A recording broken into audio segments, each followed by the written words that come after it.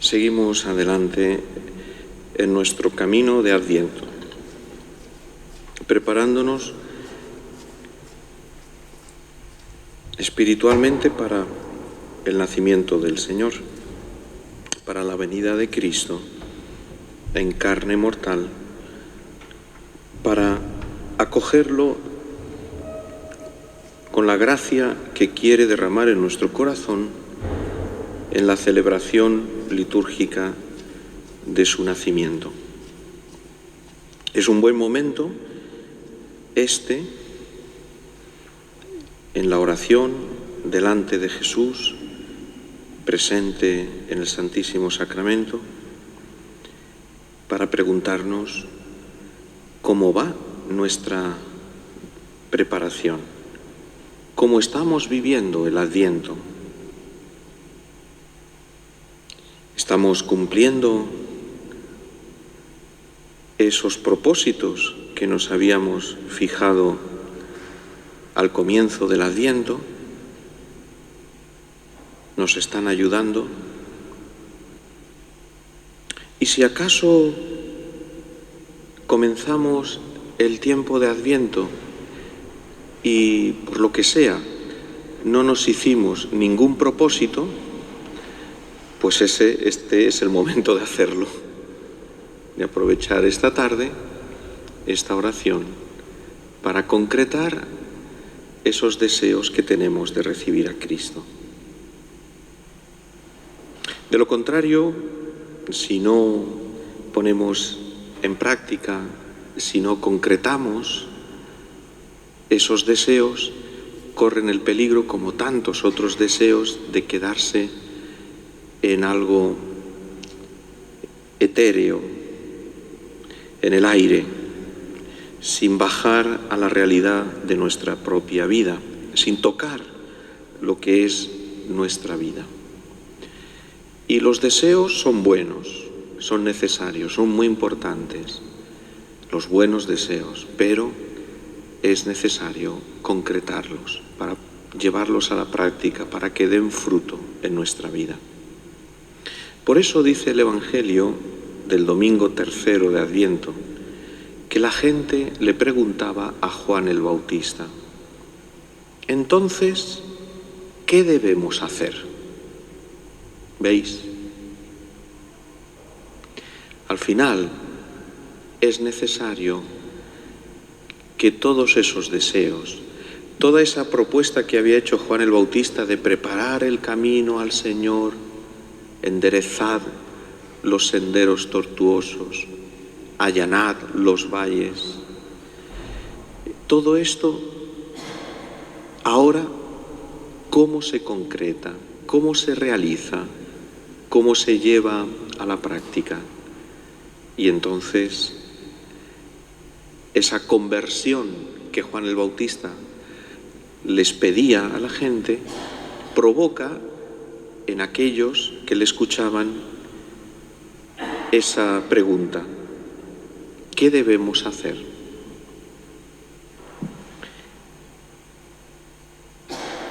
Esta pregunta se encuentra varias veces en el Nuevo Testamento.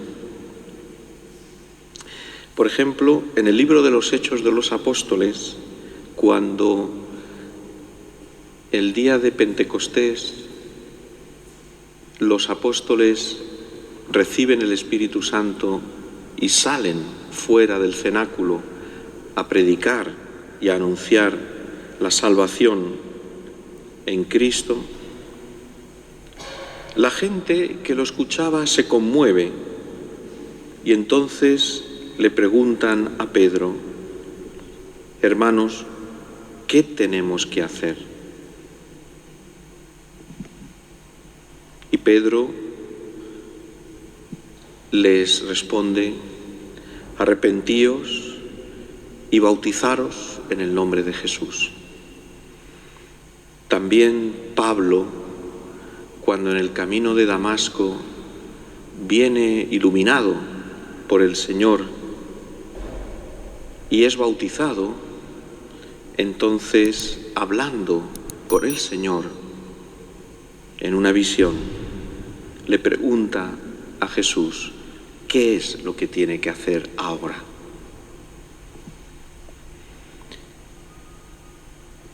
Juan el Bautista, le preguntan a Juan el Bautista 3 tipos de personas.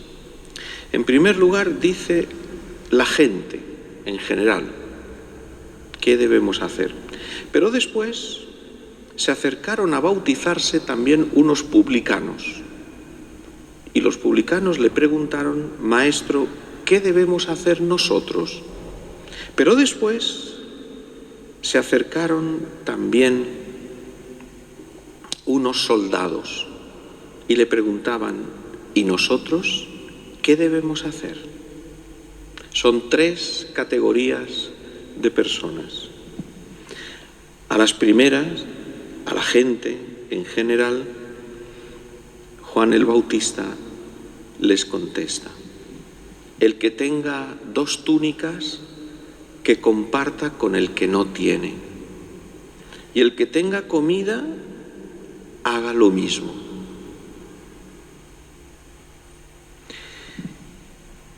Como el pueblo de Israel, desde que salió de Egipto, camino de la tierra prometida, atravesando el desierto en el Éxodo,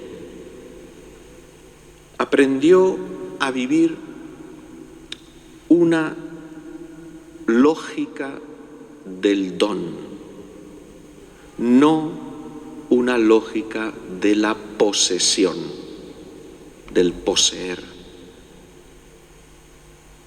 Cuando una vez establecido el pueblo de Israel en la tierra prometida, empieza a instaurarse en su corazón, a entrar en su corazón esta lógica de la posesión, entonces pierde el don de la tierra. La tierra es la que le da todo, el sustento, todo lo que necesita para vivir. Y al emposesarse de ella, entonces pierde el don de la tierra y Dios castiga al pueblo de Israel con el exilio, mandándolo fuera, a otro país.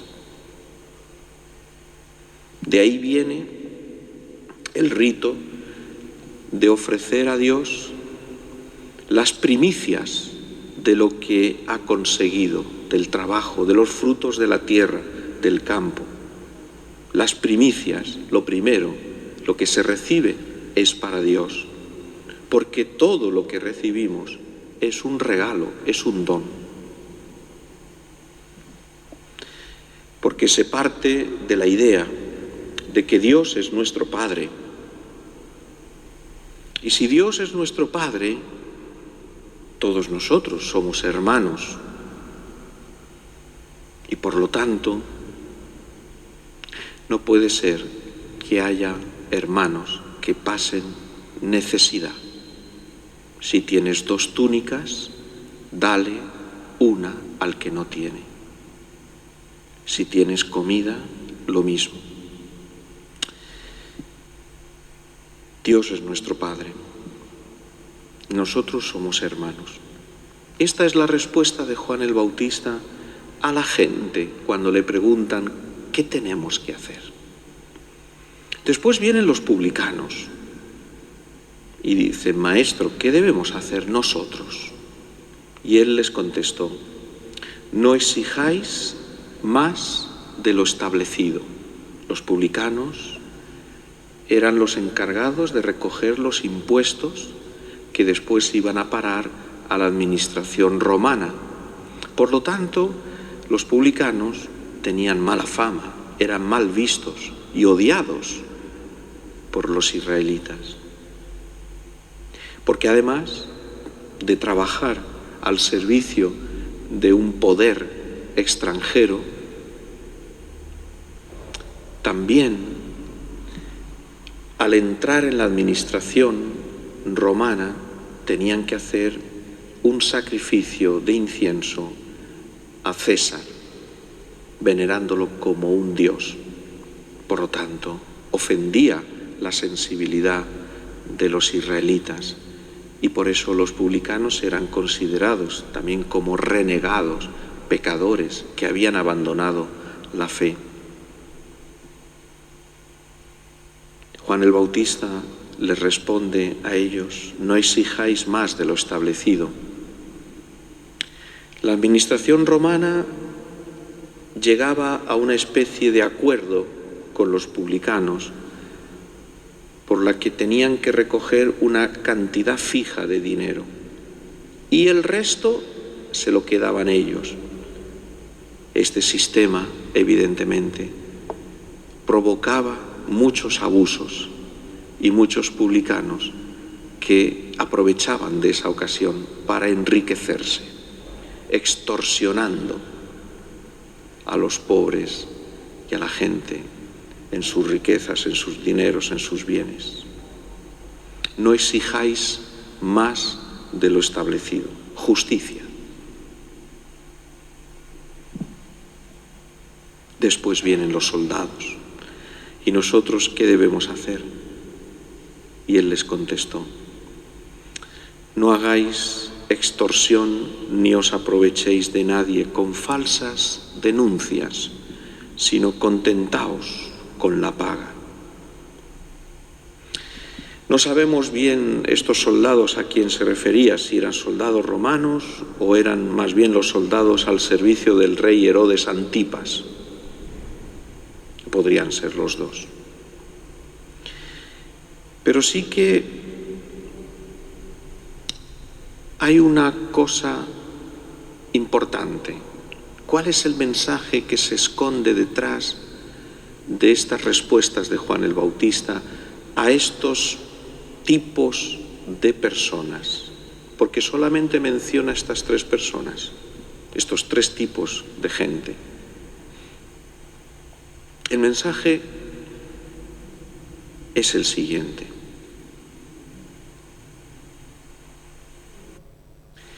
hay que preparar un pueblo bien dispuesto para recibir la palabra de Dios.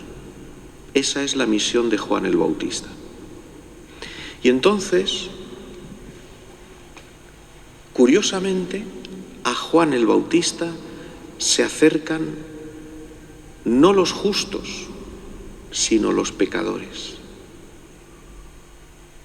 Los publicanos, los soldados, aquellos que cometían injusticias, aquellos que extorsionaban, que oprimían. Y Juan el Bautista, al recibir a los publicanos y a los soldados,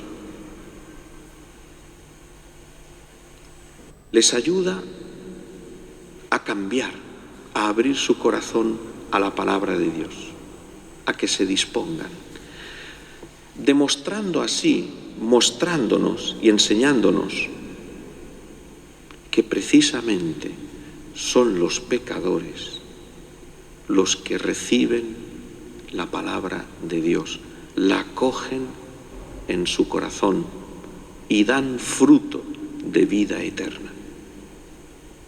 Aquellos que eran considerados gente despreciable, incapaces de salvación, sin embargo, son los que acogerán la palabra de Dios. Por eso, el evangelista San Lucas nos presenta en su evangelio distintos casos de soldados. ¿Recordáis aquel centurión de Cafarnaún que incluso había mandado y había hecho construir una sinagoga pagándola él para los israelitas, y que su siervo cayó enfermo y mandó llamar a Jesús para que lo curara? Y cuando se acercó Jesús, le dijo el centurión, el soldado: no soy digno de que entres en mi casa. ¿Recordáis a ese otro centurión al pie de la cruz, que cuando uno de los soldados le clavó la lanza en el costado a Cristo, viendo cómo había muerto, dijo: este hombre era el Hijo de Dios. Una confesión de fe. ¿Recordáis en el libro de los Hechos de los Apóstoles aquel centurión que se llamaba Cornelio y que mandó llamar a Pedro a su casa? Pedro estaba en Jaffa y el centurión lo mandó llamar a su casa. Y Pedro se resistía a entrar en casa de un pagano, y más un soldado, un centurión. Y recibió esa visión de un lienzo en la que había muchos animales y una voz que le decía: mata y come. Y eran animales impuros para un israelita. Y Pedro dijo: jamás, Señor, en mi boca no ha entrado nunca nada impuro. Por 3 veces la visión, y a la tercera la voz de Dios que le decía: lo que Dios ha creado, tú no lo llames impuro. Y entendió Pedro que tenía que entrar en la casa del centurión. Y el centurión se convirtió y se bautizó, y el Espíritu Santo descendió sobre él y toda su familia. O aquel otro centurión, también en el libro de los Hechos de los Apóstoles, que se llamaba Julius y que llevaba prisionero a Pablo para ser juzgado por el emperador en Roma. Y dice Pablo que lo trataba con humanidad y que incluso en el naufragio que sufrieron en la isla de Malta, y que los soldados, para evitar que se escaparan los prisioneros, querían matarlos a todos, el centurión Julius salvó a Pablo, impidió que los mataran, porque lo trataba con humanidad. Son casos y ejemplos en el Evangelio de Lucas y en el libro de los Hechos de los Apóstoles, porque Lucas es el mismo autor del Evangelio que lleva su nombre y del libro de los Hechos de los Apóstoles. Aquellos que parecen lejos de Dios, incapaces de recibir la salvación, son los primeros que acogen la palabra de Dios. En cambio, aquellos que se consideran ya buenos, salvados, justos, merecedores de todo lo que Dios tiene que dar, son los que cierran su corazón a la palabra de Dios.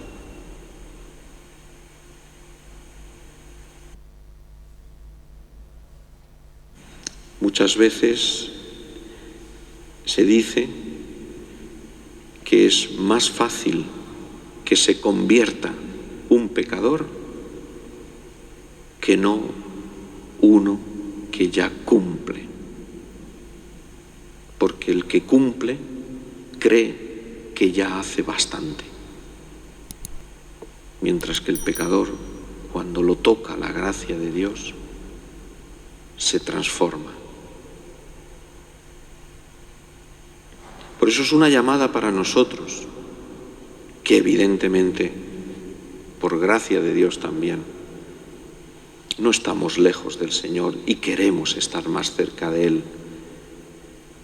Pero tenemos que estar vigilantes y hacer examen de conciencia y ponernos delante del Señor y escuchar su palabra y dejarla entrar en nuestro corazón y dejarnos interrogar e interpelar por la palabra de Dios, porque a lo mejor nos está pidiendo más y no le dejamos, porque creemos que ya hacemos lo suficiente, que ya está bien, que basta, que en la situación en la que estamos, en nuestra vida, a nuestra edad, o tal vez en las circunstancias en las que nos encontramos, ya hacemos bastante. Y así, sin quererlo, pero queriendo, le estamos cerrando las puertas de nuestro corazón al Señor. Tenemos que dejarnos interpelar, interrogar, cuestionar por el Señor, iluminar, tocar por su gracia. Que el Señor pueda hacer en nosotros lo que Él quiera, lo que Él desea, su voluntad, su plan. Que seamos dóciles a esto que el Señor nos está pidiendo.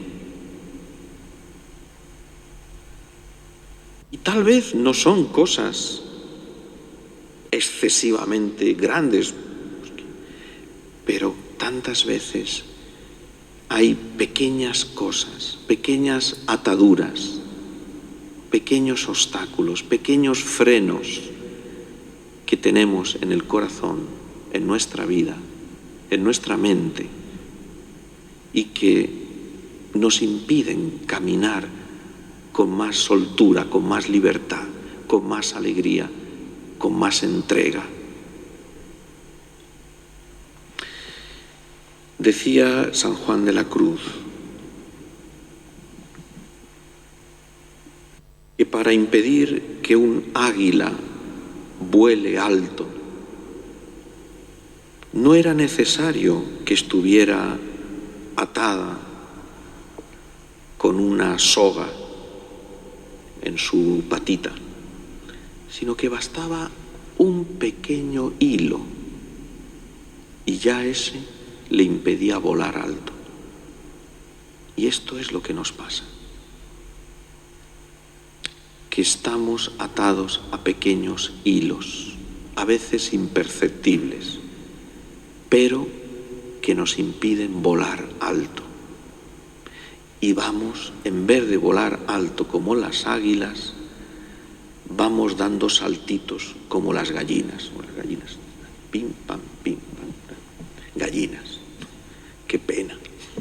Estamos hechos para volar alto.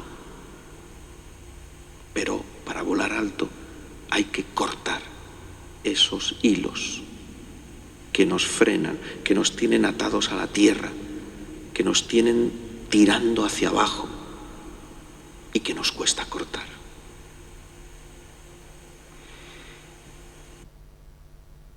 Más adelante el Evangelio dice que el pueblo estaba expectante y todos se preguntaban si Juan no sería el Mesías. El pueblo expectante. Es Adviento. El pueblo está en Adviento. Y el pueblo que dice el Evangelio son estos, los pecadores, los que están abiertos a la gracia de Dios, no los que ya creen que ya está bien todo, los sumos sacerdotes, los letrados, los escribas, los fariseos, los buenos, esos no están expectantes, no esperan nada, porque ya lo tienen todo, creen ellos que lo tienen todo. Pero el pueblo pecador, el que aparentemente está fuera, está lejos de Dios, el que no cumple, está expectante, está en Adviento, está esperando, está deseando. Muchas veces, sin saberlo. Y viven así, viven de cualquier manera, no como Dios le da a entender, porque a veces no viven como Dios le da a entender, viven de cualquier manera, pero están insatisfechos, porque en su corazón les falta Dios. Y entonces viven un Adviento interior, sin darse cuenta, pero están en espera de algo más. Y Juan le respondió: yo os bautizo con agua, pero viene el que es más fuerte que yo, a quien no merezco desatarle la correa de las sandalias. No soy yo el Mesías, yo soy de la tierra, yo soy un profeta, yo soy un hombre, un precursor, alguien que anuncia, la voz que anuncia la llegada de la palabra de Dios. Y bautizo en agua, un bautismo simbólico de purificación, de deseo. Él, en cambio, os bautizará con Espíritu Santo y fuego. Es la imagen que utiliza Juan el Bautista del fuego. El fuego para quemar, imagen del Espíritu Santo, que purifica, que enciende, que quema todo aquello que no va, todo aquello que es basura, como se hace con el oro, que se mete en el horno para que pierda la escoria, lo que no vale, y pueda brillar el oro en toda su pureza. Y esto es lo que hace el Señor con nosotros. El Espíritu Santo, con su fuego, nos va quemando, nos va purificando todo aquello que es basura, que es escoria en nuestra vida, todo aquello que no va, todo aquello que nos oscurece, que nos ennegrece, para dejar resplandecer el oro puro de la gracia de Dios.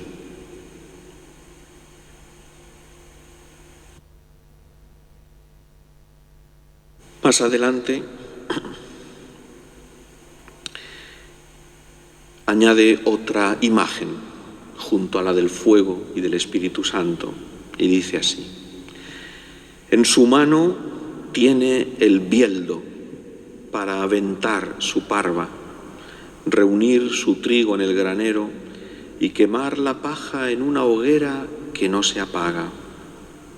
Muchas veces esta imagen ha sido vista como una imagen del juicio final, en el que los condenados serán echados en el fuego.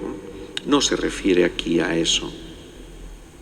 Está tomada la imagen del modo de trabajar en el campo, cuando se recoge la cosecha, el trigo, y se aprovecha un día que hace viento, como el que hemos tenido hace poco.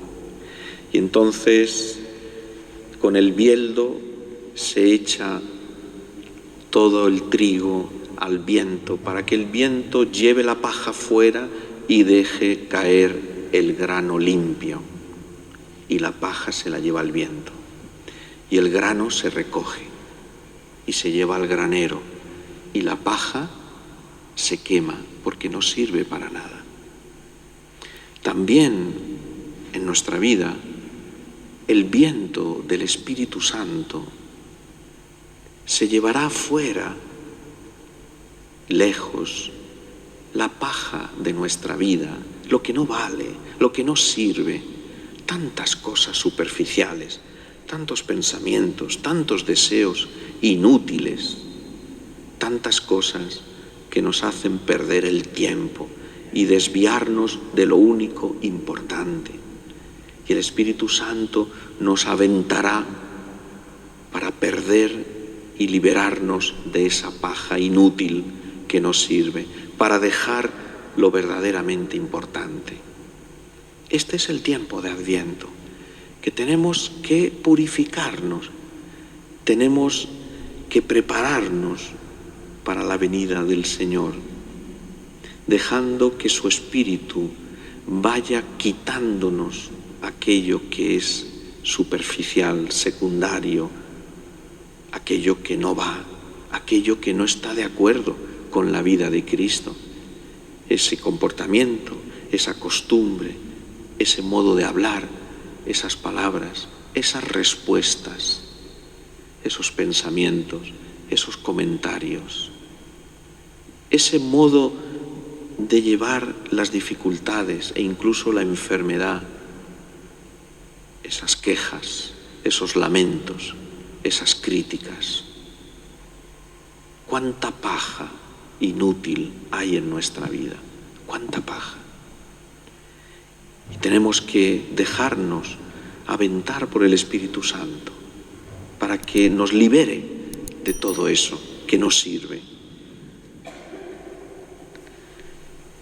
Qué importante es entonces abrir nuestro corazón con docilidad a lo que el Señor quiere.